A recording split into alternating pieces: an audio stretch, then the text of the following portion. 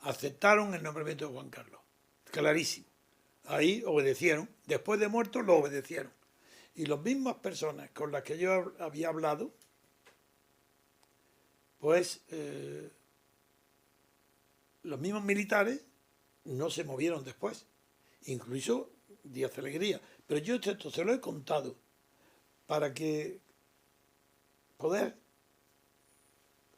transmitirle también el hecho extraordinario de que cuando viene al bautizo, que es lo que he interrumpido para contar el contacto previo, cuando viene don Juan al bautizo de su nieto y me llama, me pide que yo le presente de alguna manera, a ver qué se me podía a mí ocurrir, para que él pueda conocer, pues Muñoz Grande había muerto, no me acuerdo, estaba fuera de juego, pero que quisiera conocer, por ejemplo, a Díaz Alegría, que era ya teniente general, era la máxima autoridad militar.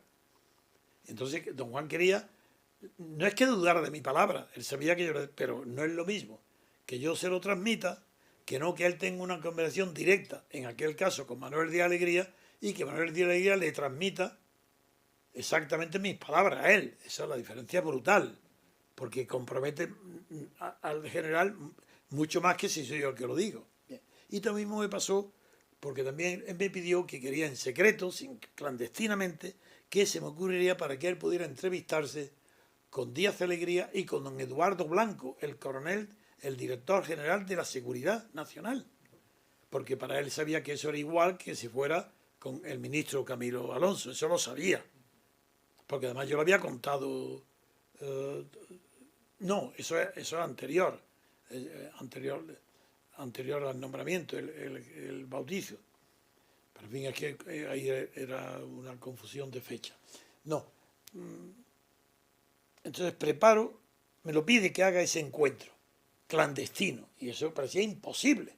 Y entonces allí mismo, sentado en su despacho, en el sofá, con un papel y un lápiz dibujando yo dibujo, que dibujo muy mal, y él me dio su programa, y elegí yo un día donde tenía que ir a visitar a Menéndez Pidal. La comitiva del conde de Barcelona iba a rendir homenaje a Menéndez Pidal, y al regreso pasaba delante de mi casa, que estaba en Cristo Rey, no aquí, y el camino de la zarzuela de su hijo, de donde dormía, tenía que pasar por la plaza de Cristo Rey. No se desviaba el camino. Y eso entonces me ocurrió. Digo, pues vamos a ver. Voy a intentarlo. Si lo hace bien, lo hacemos. Era valiente don Juan, ¿eh? Porque hay que ver que aceptó este plan, fíjate lo que se exponía. No es que lo hubiera. Pero en fin, él era valiente. Y él le hice en un dibujo la plaza de Cristo Rey donde yo vivía. Sea Bermúdez, venía desde casa de Menéndez Pidal, plaza de Cristo Rey, y atravesada justo de frente, enfrente, antes de seguir ya por la carretera de La Coruña, está la Clínica de la Concepción. Entonces, en la Clínica de la Concepción le dibujé hasta donde estaban los semáforos de Isaac Perales, en la esquina, y la Cristo Rey, donde estaba mi casa, en la plaza redonda de la Cristo Rey. Le dibujé todo. Digo, yo estaré aquí, y dibujé una columna delante de la casa, y para poder estar tapado por la columna, que a mí no me vieran a la gente, porque yo sabía que iba a ir con motoristas, con policías, con todo el aparato. Digo, entonces vamos a despistarlos. Entonces, como está enfrente al cruzar Cristo Rey, lo primero que está enfrente es la Clínica de la Concepción, su coche, que nadie sepa nada, ni siquiera el duque de Alburquerque, que me dijo que lo iba a acompañar, no diga nada a nadie. Y al llegar allí de este dibujo, que vas a ver dónde es, la plaza tal, allí dice pare, y pare ahí, en los semáforos, el semáforo que está antes, ya pero en la acera de entrada en la Clínica de la Concepción. Digo, si eso lo hace, yo estaré allí. Si no hay ningún problema, me verá, y si estoy allí es que puede cruzar. Cruza, subimos a casa y yo tendré allí 2 horas antes, y vestido de paisano, al general Díaz Alegría. Pero no lo quiero, pero el director general de seguridad probablemente no aceptará la unión de los dos, porque cada uno tendrá ser. Entonces eso lo haré aparte dependiendo del resultado que dé esa entrevista. Y dejé la de Eduardo Blanco, como habéis pedido también, la dejé. Hasta ver que si tenía, porque me pareció tan inverosímil que pudiera en plena dictadura, con la policía y los motoristas de la policía franquista guiándolo, que tuvieron una entrevista secreta en mi casa, me parecía de tal osadía y tan difícil que no quise preparar 2. Digo, yo una y ya veremos. Bien, me estoy riendo porque es que verdaderamente hay que tener la edad que yo tenía. No, yo creo que hoy también lo hubiera hecho. Pero en fin, bueno, salió a la perfección.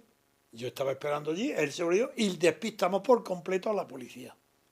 No se enteró y lo sé porque en aquel tiempo había muchos amigos que me lo contaron y verá un incidente que pasó, una casualidad, que seguían los movimientos de la policía por las radios, las órdenes de la policía por radio eran captadas. Y en aquel día estaba enfermo de gripe Luis Usía, el conde de los Gaitanes. El conde de los Gaitanes, que yo lo había conocido porque fui abogado de una empresa suya, me lo pidió él, y su mujer estaba casada con una Muñoz Seca, Rosario Muñoz Seca. Y su mujer, estando en plena entrevista, secreta, porque en mi casa no había nadie, estaba mi mujer sí, porque mi mujer iba a recibir al duque de Alburquerque en el salón, mientras que la entrevista estaba preparada en una pequeña biblioteca con la puerta del salón cerrada, donde estaría don Juan, Díaz Alegría y yo, Díaz Alegría y yo. Bien, cuando llevábamos 3/4 de hora, por lo menos, de la entrevista, perfecta, llaman a mi timbre de mi puerta. Y como no había nadie, yo allí estaba mi mujer y no había servicio, salgo yo, me levanto, voy a ver, y era Rosario Muñoz Seca, la mujer de Usía, del conde de los Gaitanes, que su marido estaba con gripe, era amigo mío, me dice, mira, vengo tan lejos como estaba la Moraleja, donde yo vivía, de mi casa de Cristo Rey. Pues por eso digo que había... Para decirme que seguía su marido desde la cama los movimientos de don Juan, seguido por la policía, y que al principio creían que estaba, y él también, creía que había ido a visitar a alguien en la clínica de la Concepción, que tenía la Concepción, pero que acababan de descubrir que no, que había subido a la casa del señor García Trevijano, que Luis Gaitanes había intentado llamarme, pero que habían cortado los teléfonos, y que por eso ella había venido con un rapidísimo así, para avisarme. Le dije, gracias, no hay problema ninguno. Pero ya dije yo el peligro que había, terminó la entrevista porque ya habíamos hablado de todo, y don Juan lo acompañé fuera, salió, se fue, no pasó nada, yo volví a subir y me quedé una hora más con Díaz Alegría sin que saliera para que no fuera descubierto nada. Bien, esa fue la historia inverosímil de la visita clandestina, rodeado por la policía, cómo pude burlar a la policía y celebrar algo que cuando me lo pidió don Juan me parecía algo inverosímil e imposible, pero lo realicé. Pero no se celebró la del director general de seguridad por la interrupción que se produjo con la visita de la mujer del conde de los Gaitanes, Luis Usía.